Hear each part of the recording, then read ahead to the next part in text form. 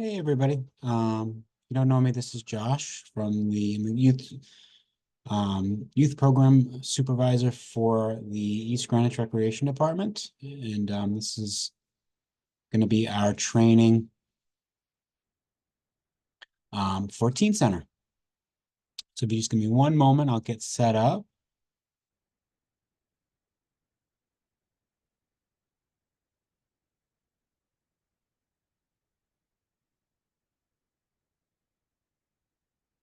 So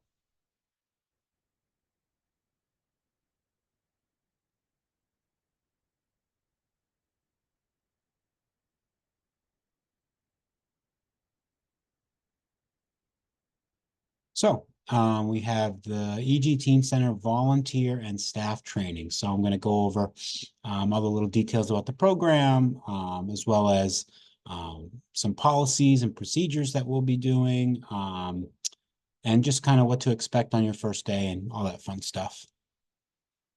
So a little history about the Teen Center. If you're not familiar with it, it was founded by the late Bob Hodeling, who devoted more than 30 years to serving our community as the town's director of prevention and substance abuse. Under his leadership, the Teen Center became a welcoming drop-in space where teens could gather, connect, and feel a sense of belonging. My department, the East Greenwich Community Services Department, is excited to begin a new chapter in the Teen Center's history, one that honors Bob's legacy and continues his commitment to creating an inviting, supportive environment for all teens. So yeah, that's just kind of a brief background, and it's been a cherished program for many years, and my department is excited to begin overseeing it and get started, which actually will be January 23rd is when we start. The current model for the EG Teen Center is that the program is Friday evenings from 5:30 p.m. to 8 p.m. Starts January 23rd.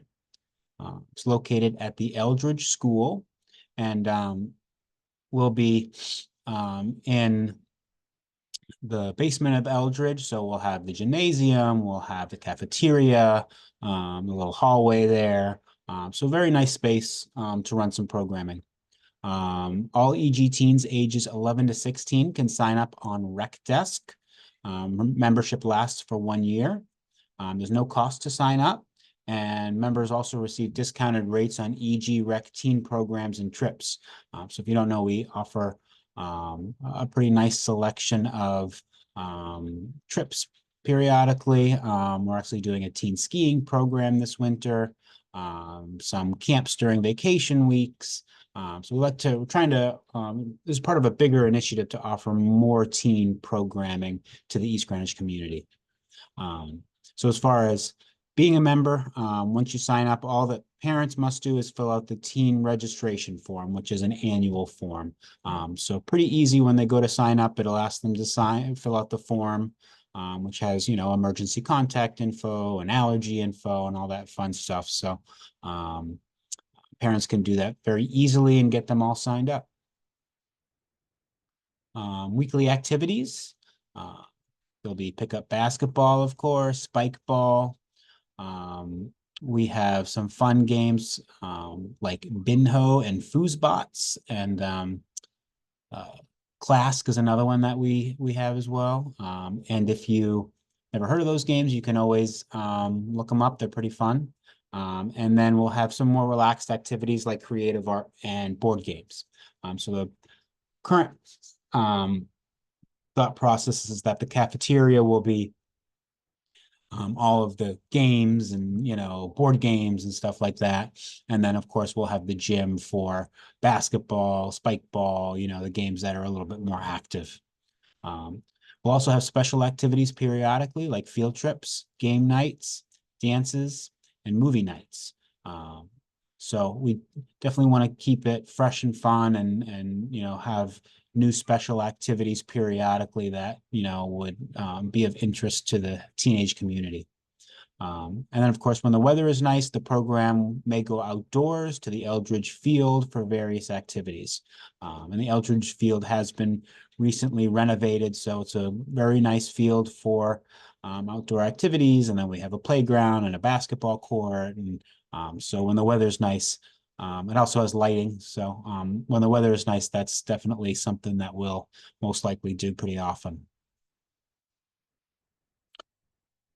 So the vision of the EG Teen Center is that it is a welcoming, safe space where teens can socialize, have fun, and feel a sense of belonging. We want the Teen Center to be inclusive. So all teens are welcome as long as they're, within that 11 to 16 age range. So we won't obviously preclude somebody that may have a disability or has some special challenges. It's really everybody is welcome to be part of the Teen Center. Speaking of welcoming, I think it's very important that our staff and volunteers actively engage with new members and take the time to build a personal connection with them. So that's going to be a key job duty of most likely your role is to be welcoming, be gregarious, and really make everybody that comes in those doors welcome or feel welcome. And then fun. Staff, volunteers, and participants all play a role in designing fun activities and special events. New ideas are encouraged. So I really want everybody, staff, volunteers, the kids themselves, I want everybody to have a say in what we do each week. Everybody working together to plan activities and events that are fun and, of interest to everybody in the group. So I just wanted to give you a little tidbit on the department, the East Greenwich Community Services Department. The mission of the department is, so the East Greenwich Community Service Department is committed to providing quality programs, services, and facilities to the residents of East Greenwich. My particular department, which is the Recreation Department, offers a variety of programs throughout the year, including adult fitness, after-school enrichment, and school vacation week and summer camps. We also host events and a summer concert series. So what I failed to mention is that so within the Community Services Department, there are several divisions. So the Recreation Division is one of our divisions. Another division is the Senior Center, which provides daily lunch service, transportation, and a diverse collection of fitness and enrichment programs for EG residents over 55. The Senior Center is located at the Swift Community Center. And then we also have the Parks Department, which is in charge of the maintenance of all town-owned parks and fields. And actually not listed here is also that we have a harbor that we manage as well, with a large collection of moorings so that people can store their boats and their dinghies over the summer. And so that's managed by our operations coordinator, Gabby, as well as we have a seasonal harbor master that oversees the East Greenwich Harbor. So just a little bit about me. So I'm the youth recreation supervisor. I've been with East Greenwich for 4 years, going on 5 almost. As far as my role within the department, in addition to Teen Center, I oversee all of the summer camps. I oversee some after-school programs, some vacation week programs. All things youth pretty much are covered by me. Previously worked for the town of Brookline, which is in Massachusetts, and the YMCA of Greater Boston. In my spare time, I enjoy hiking, watching sports, and spending time with family. So I have a 4-year-old daughter and a wife that I love very much. All right, so the nitty-gritty stuff. So what are going to be your duties as either a staff member or a volunteer with EG Teen Center? So you'll assist with the setup of various activities before Teen Center begins. So we will have a supply area where all of our games and sports supplies, all that stuff will be located. And prior to 5:30, we'll get in a little bit early and we'll set up the game room. We'll put out sports supplies in the gym. If there's a special activity, there may be some additional supplies and setup that we require. And then we'll most likely have a little concession area as well. And so that will require some setup as well. Maybe tasked with signing in participants when they arrive. One of the cool things we're working on is that all of our participants will get a little card with a barcode on it. So when they show up on Friday, they can scan their card and they can come right in. That's a cool feature that, we think that the teenagers will like to have their own little card. Circulate your assigned room and ensure all participants are being safe and appropriate. So that's a biggie. So like I mentioned, we'll most likely have two spaces, the gym and the cafeteria, where we'll have activities. And you'll be assigned to one of those two rooms or possibly the concession area. Your role will be to circulate, make sure that the kids are being appropriate and, there's no foul language, there's everybody's sort of keeping their hands to themselves. There's no teasing. All those fun things are things that you may encounter, and your role will be to speak up and make sure that all those things are resolved. So engage and check in with participants periodically. So a big piece of the teen center is going to be, personal connection with all the kids. And we really want to forge those connections with the kids so that they see all of our staff and our volunteers as somebody that they feel comfortable chatting with, somebody that they feel safe with, and somebody that they look forward to interacting with every Friday. So that's a big piece, is the personal side to the teen center. Work the concession table and collect cash. That might be something that you do on a given Friday. And end of night routine. We'll obviously have to do a good cleanup, organize and put back supplies, sign out participants, etc. I don't want to downplay the end of night routine. That's very important to me personally, because the Eldridge School is utilized, it's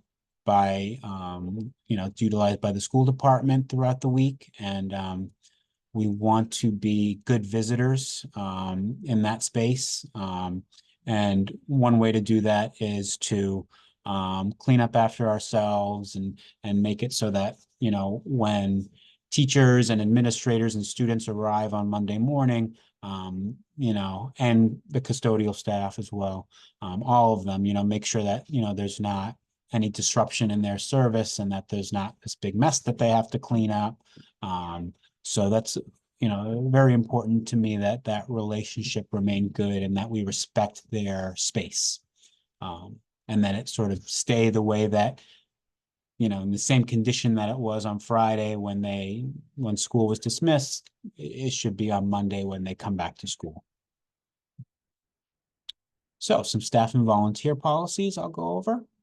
Your work schedule, unless you've otherwise discussed it with me and we've sort of worked something out, the hours are 5:15 to 8:15 p.m. every Friday. Please arrive on time and ready to work. If you cannot work volunteer every Friday, please communicate this with your supervisor ahead of time. So I understand that, there may be circumstances where you can't work on a certain Friday, or maybe you, for a longer frame of time, there are certain Fridays that you can't work. So I just ask that you try and communicate that with me as best you can, so that I'm in the loop and the other staff members are in the loop. And so just to make sure all the kids are well supervised each Friday. Please notify a staff member if you need to take a short break from your duties. Obviously, that's totally okay. We just want to make sure that the kids are well supervised. So communication is very important, if you need to step aside for a moment. Staff are paid bi-weekly and direct deposit is strongly encouraged. That's for my staff. So Most have been working with me before, so they know that, and they, but if not, if you do get checks, might be a good time to switch to direct deposit. Time off requests, any time off request must be in writing and approved by Josh. If you need to leave early or arrive late to work on a given day, communicate with Josh ahead of time. If sick and not coming into work, notify Josh ASAP. Yeah, communication is key, especially if you, are having some challenges getting into work, or if something comes up that's important. Just got to let me know as soon as you can. And I do say Josh a lot, in the training. I'll be overseeing the program and I'll be on site for the foreseeable future. But at some point, there may be somebody that takes over for me that kind of oversees, the program, in the future. But for the foreseeable future, I'll be your on-site supervisor each week. Speaking of sickness, we have a respiratory virus policy. So if you feel that you may have a respiratory virus such as COVID, stay home and away from others. You can return to work when, for at least 24 hours, both are true. Your symptoms are improving, you have no fever, and are not using any fever-reducing medication. And when you go back to work, we kindly ask that you wear a mask and practice social distancing. Rules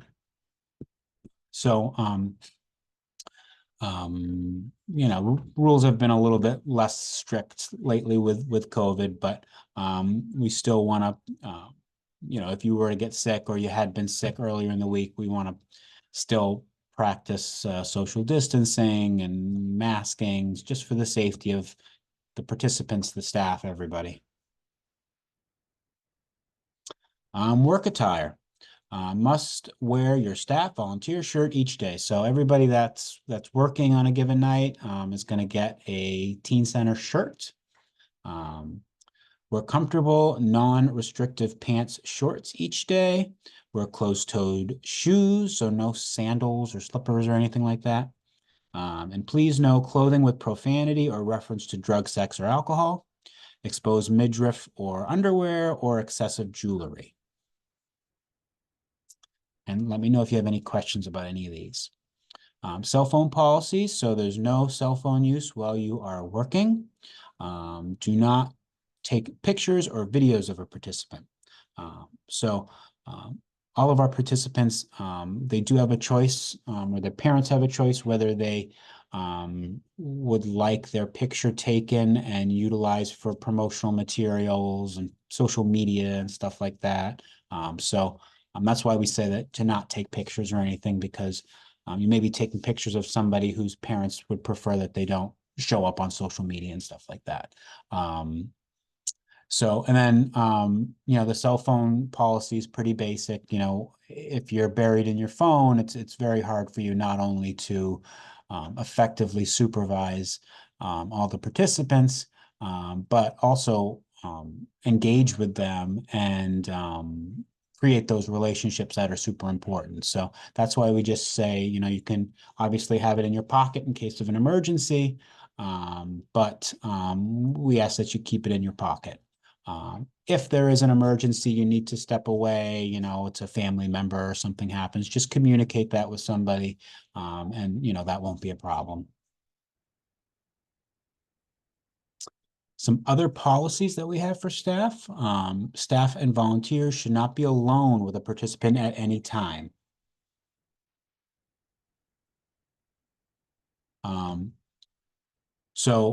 That's kind of just a basic practice when you're working with kids, is that you don't want to be alone with a child, just for your own safety and any sort of accusations that may come up. It protects you that you're, with a group of people that, rather than just being alone with that one person. And that also includes driving. I know there are scenarios where that may be a thing, but driving a participant home at the end of Teen Center requires prior approval by EG Recreation. So if that's something that you were planning on doing for a participant, maybe it's a family member or a close friend or something like that, just got to let me know so that, the proper precautions are taken and everybody's, the parents are aware of it and comfortable with it and all that. Staff and volunteers should not exchange contact information with participants and contact them outside of teen center hours. So yeah, so we want to keep the interactions direct, face to face. We don't want to include any sort of cell phone usage or texting back and forth with a participant or calling. Um, Based on the age group that we're working with here, that would be considered inappropriate. And if you have this type of relationship with a participant already, perhaps it's a family friend, a neighbor, maybe you're the child's babysitter, please notify your supervisor, Josh, so that he is aware. So all those different sort of possible conflicts we want to get ahead of, and definitely want to, same thing, you want to communicate so that everybody's in the loop and everybody knows the scenario. So I have a short video for you guys to watch.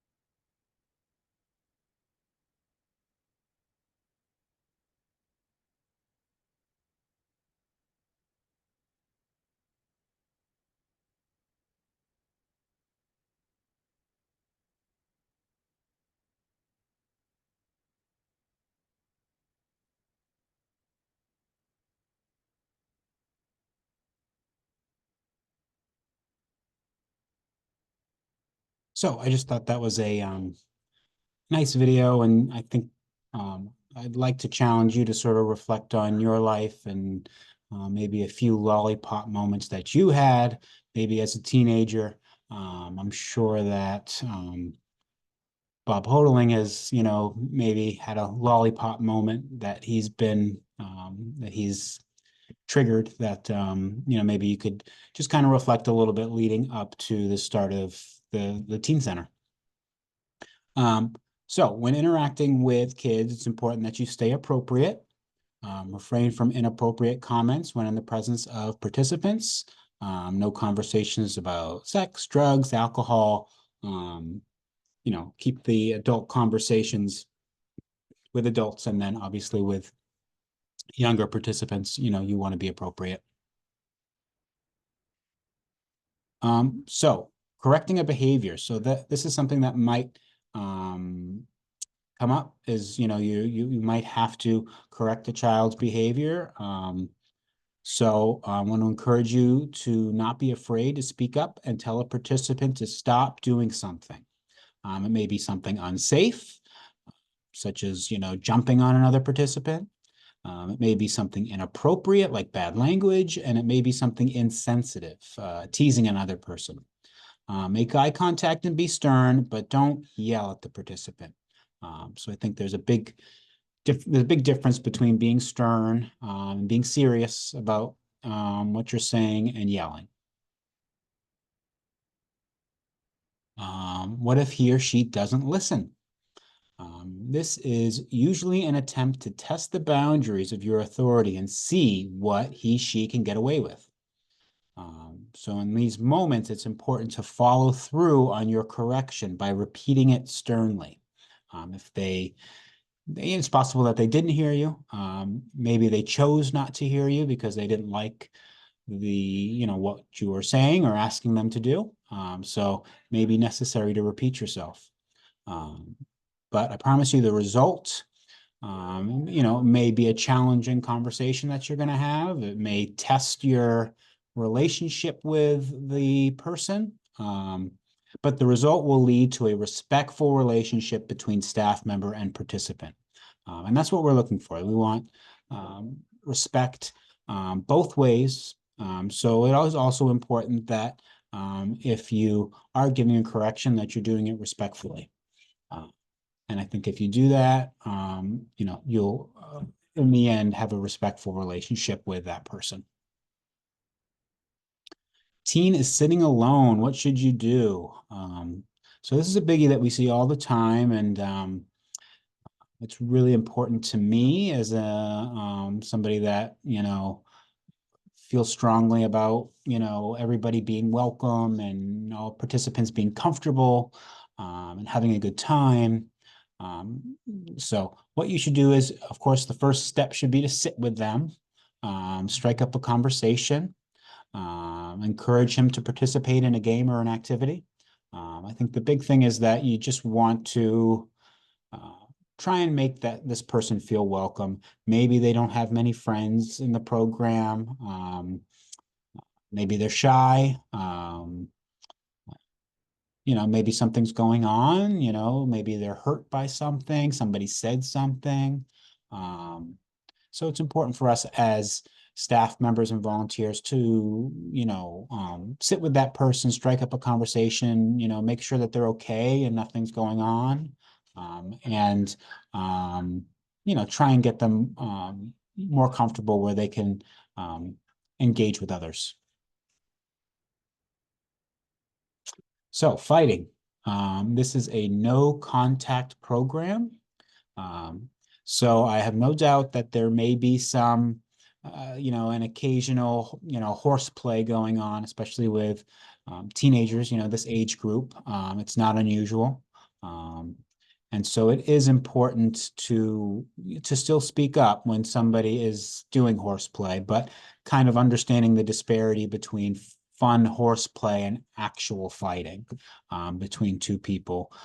There's usually a lot of anger involved in fighting, and whereas horseplay just might be, having a little bit too much fun, and but it could be done in jest. Horseplay is not okay either, and you should address that. But fighting is what kind of we're going over with this slide. If you witness a fight between participants, you must step between them with your body and instruct both participants to separate immediately. Ask both participants if they are okay and initiate first aid if needed. Notify your supervisor. And if participants are open to it, bring them together after to discuss the fight and apologize to each other. So what you don't want to do is use your hands or arms and grab a child or pick them up and, anything like that, push them. You want to just try and get between them as best you can using your body. And then it's important to use your words and make yourself known verbally and try and be very loud, because when two people are fighting and their emotions are heightened, it's very hard for them to listen. So it may be necessary to sort of raise your voice and speak up, and so while you're stepping between them, you're being very deliberate in telling them to separate. And hopefully there's going to be some other staff there as well that can assist you so that you're not sort of on an island with these two participants. And if you're not, you should definitely try and get in touch with another staff person so that they can assist with the situation. So Teen Center rules. We don't have many rules, I'll say that, but we do have a few just for the safety of everybody involved. When a participant wants to leave at the end of the night, whether that's at 8 o'clock or at 6 o'clock or 6:30, whenever, they must sign out with a staff member. So we just want to make sure that we know everybody that's there and who's left for the night. After signing out, the participant cannot return. So they can't kind of just come and go as they please. It's a program. So when they're here, they are being supervised.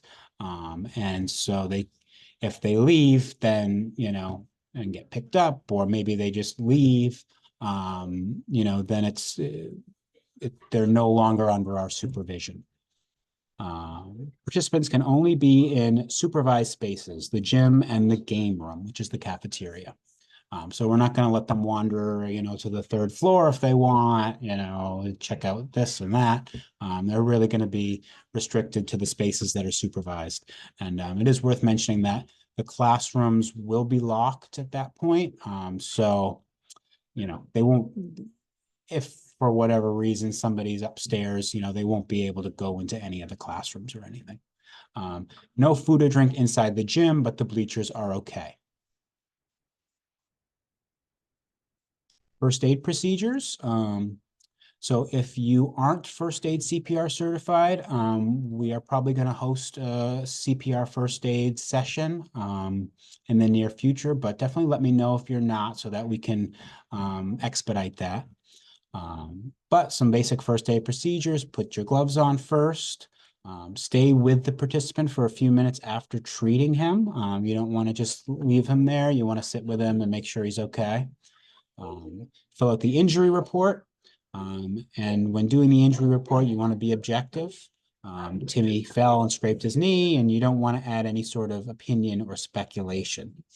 And when complete, give injury report to your supervisor, and I'll most likely get in touch with the parent and let them know what happened.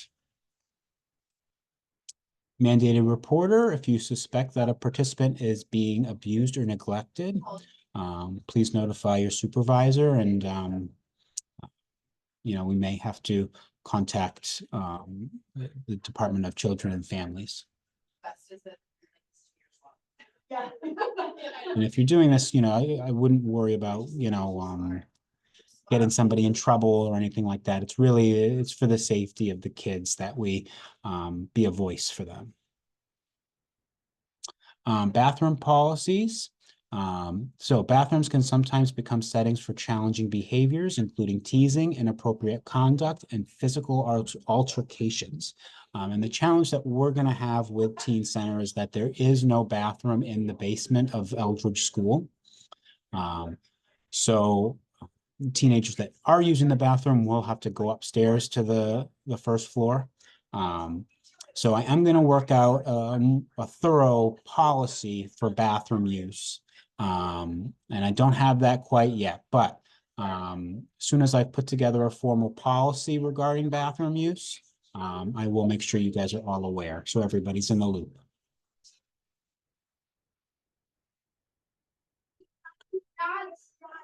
All right, that's all I got. Yeah, I want to thank you guys for getting to the end. I hope it wasn't too boring. And like I said, if you have any questions or anything, definitely don't hesitate to contact me. And from all of us at EG Recreation, we just want to thank you for your involvement in Teen Center, and we're really excited to get started. And we look forward to having you as a member of the team. Thanks very much.